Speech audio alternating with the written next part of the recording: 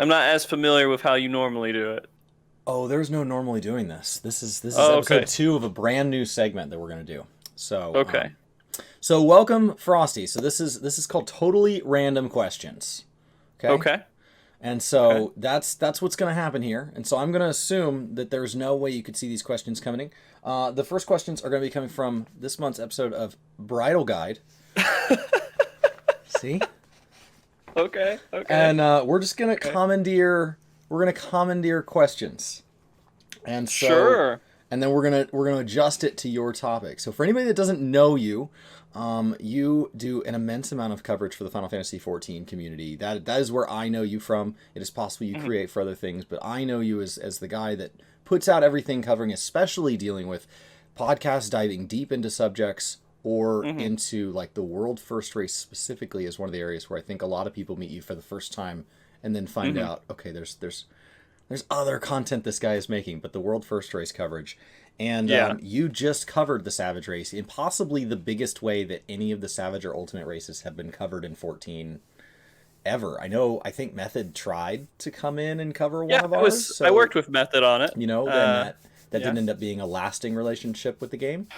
No, because Um, immediately afterwards, the person who runs Method got found out that he was a sleazeball, and they fell apart basically. So, yeah. and they were kind of, they had their issues with the event. It basically the Method event turned out to be me kind of running a lot of the organization and everything going on with the event, and not sleeping or anything when I signed up just to do some commentary for him. Because I wanted it to succeed because the world race stuff is like, my world when it comes to Final Fantasy 14. And so if they're going to come in and I was going to be a part of it, it couldn't be shitty. Right. And so I had to take the reins so it wouldn't be shitty. I think that's why It's like, people like you covering it. It seems to come from just a deep place of care, like a deep just desire for that to be a thing that exists. And like because mhm. no one else is doing it, you're just doing it. I don't even know that it's a deep desire for you to do it. It's just like I want this thing to be made and I want it to be done at this quality level.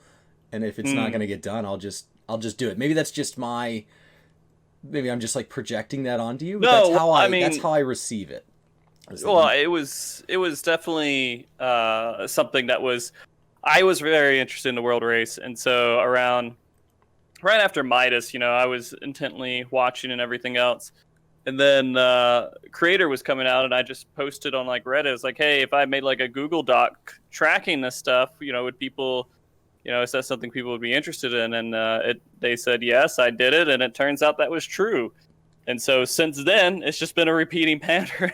Every time World Race happens, I just track it on a Google Doc, and it became kind of commonplace, and that I was really expected it to it. just be a Google Doc this time, but this time it was a lot more than a Google Doc. Yeah, You spun it up. I don't know how far in advance you planned that. couple Um, months. okay, so Yeah. this article here is how to marry in less than a year. Okay, so they've got some Okay, sure. strategies here, and you planned what was a really large event, and now off the heels of this, there's like an ultimate Mhm. coming out, and you've like set your own standards of like if you were to cover the ultimate for world first race, if Mhm. Frosty TV goes live for that, there's now at least some form of a bar for us to measure you against. Um, Yeah, that's true. so like, how do you decide to do this? You don't have to announce it, or you decide to do this when you plan an event like this. When you planned the last one, what do you do in like the first kind of 30 days when you're trying to grab like, okay, I want some other creators like what did you lay out? Like how many days you think it'd take? How many people you thought involved? Like what was the initial scope? You mean for the original one? Yeah, for the Savage Because I one. mean, we are talking and trying to figure out something for Ultimate, but yeah, for Savage, it was you know, it, I didn't know what I was doing. Well, I kind of did. All right, so the deal is when I worked with Method, um, I had to put myself into a position of running and doing everything I can to make that event work. Okay. And there's a lot of stuff. And before I never did it. I was like, yeah, I can't do a stream. It's too much work. I need too many people to do what I would want to do, and there's no way I could make it happen. And so after the Method event, I was like, these guys did a shitty job, and somehow we made it work. Maybe I could make it happen. I've seen a lot of it. And so it came around, and a couple people, talked to me and they were showing interest and everything. I was like, well, I'm going to need like, this many people to do it in a way that is reasonable and not overwhelming, because everybody would have to do it volunteer, because we have no money. Right. I don't have Yeah. hundreds of thousands of dollars or tens of thousands of dollars to spend on this. And so if we're going to do it, it should be for charity. So everybody is doing something for a good cause instead of everybody just doing something for, my Twitch channel or whatever that I was doing. And so then after doing that, I scouted around. I asked some people, and I found I'm kind of picky. Like, I kind of have to know the people too, because I've been burned a couple times. But okay, hey, I want to help out, with Mog Talk, or I want to help out with this. I'm like, sure, yeah. And then they just like disappear, and I'm like, well, that's fine. And so in this situation, I wanted to kind of make sure I knew I've talked to them before, or I had some familiarity with them. And somehow we found like 30, 40 people There's a lot to get together. Yeah. It was a lot. and to make it happen. Because my big goal, and that's what I told the other people who were trying to, kind of convince me to do something like this, is that I would need at least like 18 people to do the on-stream stuff. At least 18 people. And that would be one person handling the stream and 2 people in commentary for 24 hours. We could do that, giving everybody a 4-hour shift.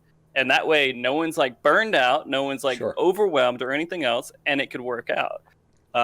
And so that's how I started the base of my plan. And once we got close to that, I was like, okay, shit, what else do I need? And so there's like chat mods, there's like, people to work on the stream background, with developing everything. And then, I have a few people who come in offering raid advice and all this other stuff. It just kind of organically fell into place. But now that I've seen this, I kind of have a better idea of how to plan out the next one. But then again, Ultimate is like a whole nother beast, so it's one fight. Yeah. That's quite a simplification of what days. That one fight. Yeah, it's one fight. It'll be over in no time, I'm sure. Yeah. No, it's stretching out one fight over like a week, and so how do you cover that? And so that's the challenge that we're looking at for Ultimate, and I have some ideas, but we'll see how it pans out. All right. So their next piece of advice is be flexible, be creative. How flexible and how creative do you felt you had the ability to be with a Savage event? And like, do you have any background outside of the method thing? Do you have anything that was like of this scope that you've worked on before? Anything in your professional life? Like, how much room did you feel?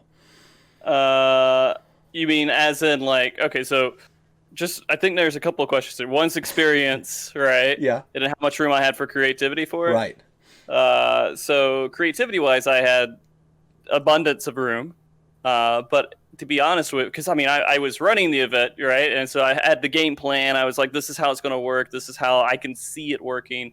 So the creativity, really just the only boundaries I had was the logic in making it work. When it came to art, and making it look good on the stream and getting logos and stuff, so when I recruited the 3, which was Casa, Amy, and Jolly, or it's Julie, it's just spelled a little different. It was strange because I was like advertising, hey, there's this charity event that I'm doing. I would like some people to come on board, and these guys sent me fucking portfolios, and I was like, I was just hoping to get some dude that like sketches every once in a while. Yeah, it was really awesome, and they had lots of experience. They knew what they were doing. And so I told them, I was like, I really don't know how to lead an art team or anything else. And this is an idea. These are goals we want to make. We want to promote the event. We want to do things like this. What do you think is best? And so I let them kind of take the reins with that. Because to be honest, I love art. I love all of it, but I can't imagine that I would be able to create it or come up with great ideas for it. But so with that working, and I guess if you're talking about creativity in the way of making how people interact on stream and everything else, it was just whatever I thought was best. I don't want to think it was creative. I was just like, this is what it needs. I didn't feel creative when I was doing it. It was more of, okay, this is the event. This is what people want. Let's do that. we would like to bring in Alex and we'd like to bring in Husky and have them talk about music and make that a donation incentive or something. And so we did that. To me, it didn't feel creative. It just felt like what was a good idea and we should move forward with. I don't know if that makes any sense at all. But experience-wise, there's Mog Talk that I've been working on, and I've been handling that by myself for years. So working on that, finding ideas of how to make the show better and everything else, that's been a part of what I've done. And then I have the experience of being on stage with at Final Fantasy Fan Fest for a PvP commentary and doing the kind of Feast Regional stuff that they were doing.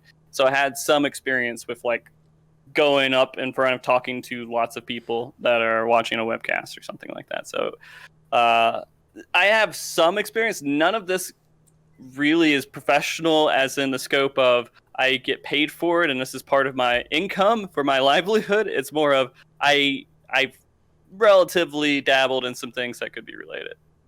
Okay.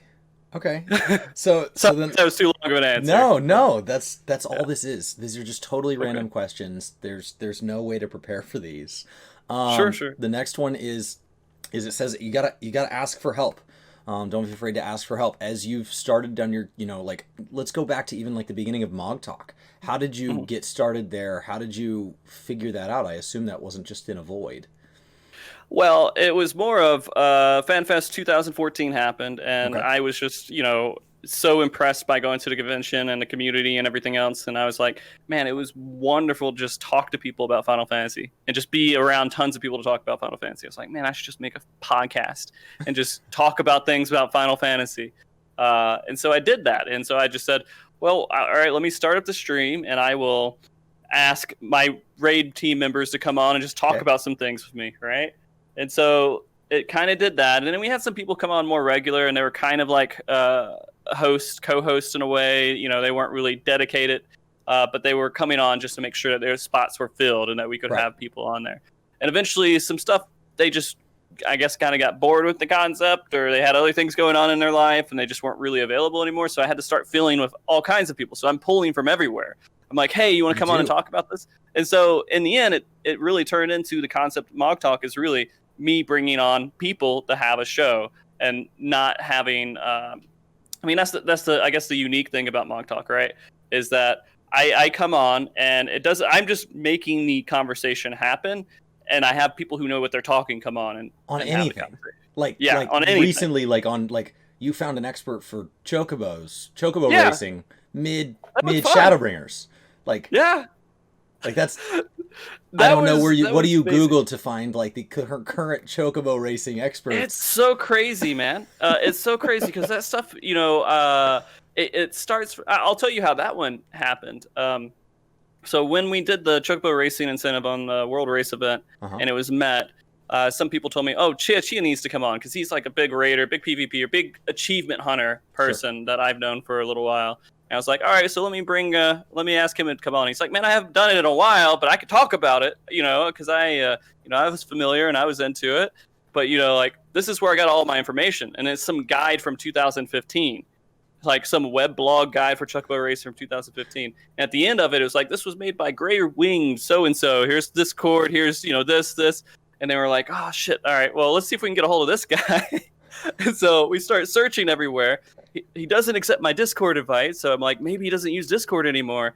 And so I find out what server he's on, and then I log in. I find someone in his FC, which is called the Chocoborks, and then I have someone in his FC contact him to reach out to me, and then I got in touch with him, which is the most work I've had to do in a while to get a guest on. I used to have to do that a lot for the previous shows, is because when Mog Talk was forming, not a lot of people knew it. Some people kind of knew it, and Discord wasn't really there, so it was like going to servers and asking people and like asking their FC members to like get them to get in touch with me and stuff. But I had to go through that whole process, and so it's just like it kind of happens sometimes, and sometimes it doesn't. I mean, sometimes you can't find the best people, but then you get people who just like talking about stuff. Like when I brought during the 200 episode, I brought on Larry and Drac to talk about Chocobo racing. Yeah. They know about it. But it wasn't like an expert coming on to talk about it, but it was one of those things like, hey, we can find someone to have a good conversation about this topic no matter what, even if they're not experts. But So you're not always getting written resumes begging No. to be. You're sometimes No. literally stalking people down. Yeah, it comes down to that sometimes. And I mean, I have so throughout the 5 years, 6 years, whatever I've been doing this, I've talked to a lot of people, and I'm on at least decent standing with people where I can have a conversation. They're not like, who the fuck is this guy? And so I can say, hey, I know this is kind of something you're good at. Do you know some people, right? And Sure. so it becomes a word of mouth thing where I'm like, hey, I trust your opinion, and then they tell me, and then I bring on people to have these conversations. Every once in a while, someone will be like, hey, I want to come on and talk about, black mages and stuff like that. I'm like, well, that's cool. But, I kind of have to have a little bit of vetting, because Right. if you bring someone on, it could be a complete risk. You don't know who you're bringing on, and it can be messy. And that's kind of honestly why I bring on 3 people, is because 2 people can hold up a really good conversation. If one person is just like having an issue or a bad day or something, Sure, it still works out pretty well. But if you bring on just 2 people and one of them is off, then it can be kind of an awkward situation. So I mean, that's why I asked you if you were okay with face cam. Brian and I have just found that that's something that, even if they don't want to show the face, like even if we need to put a logo for the public video, that there is just something, like even just that little bit of like, I guess, vetting, like it makes the whole conversation better. It makes the whole, like, it just makes the whole thing feel more natural. So like I can't imagine the variety of guests you've pulled. I haven't listened to every episode of Mog Talk. Like, I can't imagine a single person has. I mean, you don't have to throw anybody under the bus, but like, do you feel the range has been like, oh my gosh, I got to the end of that. That was amazing. I wish every time was like that. And then like, are there ones where you're like, yeah, absolutely. I've had some, but I mean, like, I wasn't upset or anything. I was just like, wow, that was really awkward or uncomfortable. I mean, and that's kind of Mog Talk's, trademark in a way, is that we're okay being awkward every once in a while. But I mean, I've had some that I'm like, yeah, maybe I could have done this better. I could have planned out. I could have done something a little bit better to make that everyone a little bit more comfortable. Like, I can tell you there was an episode where we, after the world race, we brought on this group. Well, the world race wasn't really over yet, but I was like, man, I want to talk about this fight. And there was this group that was doing really well, but then they stopped. Something happened, and it wasn't great for their group. They had to kind of, like, a couple members left, and they just gave up on the race and rating and everything.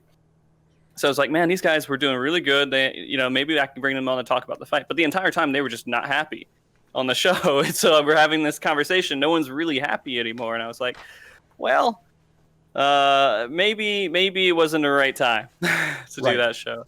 I mean, and to go back to your point, the thing with Mog Talk is that our range is so vast about our topics that I never expect anyone to watch every single episode of Mog Talk. We try to bring these ones out where some people are more interested in this topic, they come and watch this one. Some are more interested in this topic, they'll come watch this one. It's like just a variety of things. And if I take that away, I kind of take away what Mog Talk is. And so we do a lot of rating. Rating is kind of like the core for me, my interest, and everything else. And so we'll have a lot of those conversations about PvE stuff. But we're still going to have our Chuck Boat Race episode.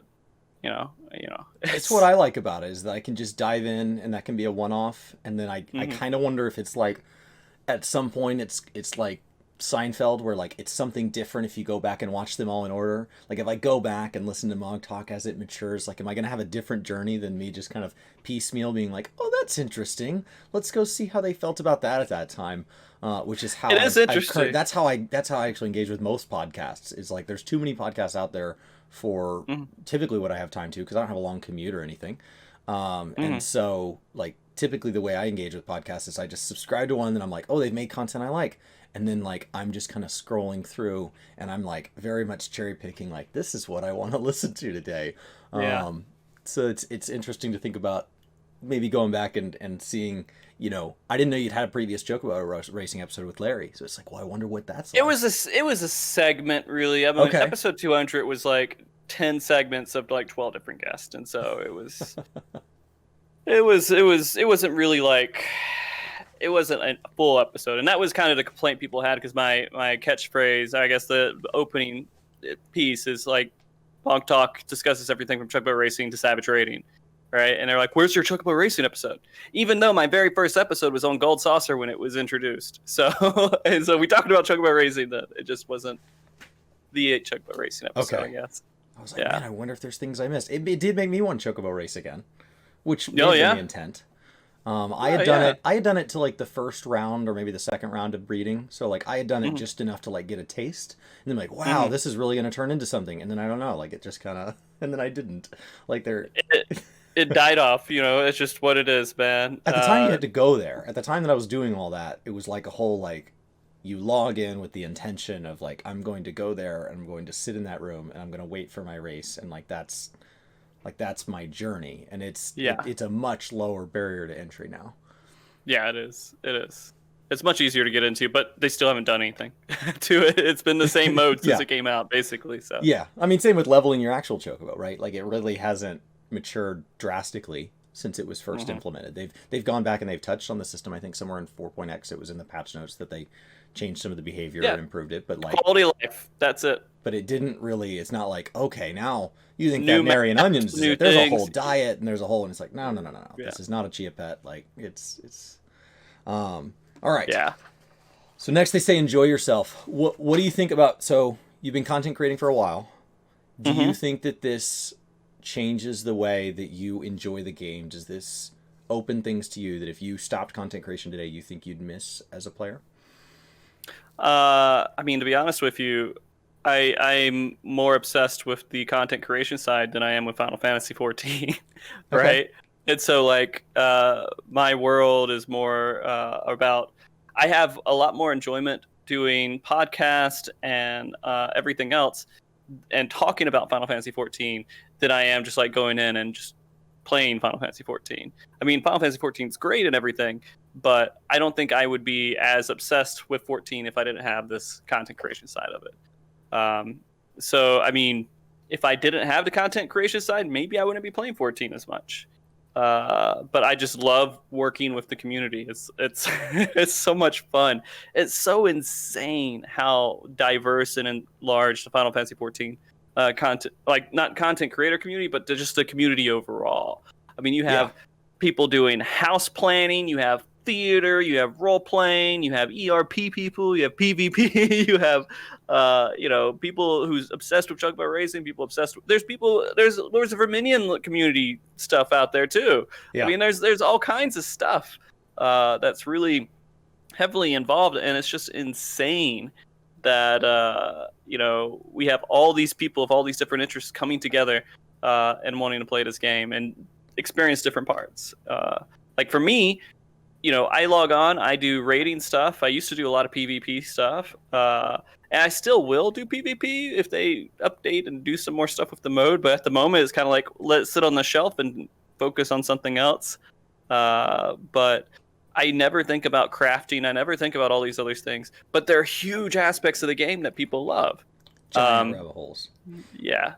And so, I mean, and that's another reason why I'm pretty set on doing Monk Talk the way that I am, is because I would never be able to gain the passion that I could do by bringing on 3 other people who are dedicated to this stuff and have a variety of shows for Monk Talk if I, had more than just me on there that was a regular guest. So.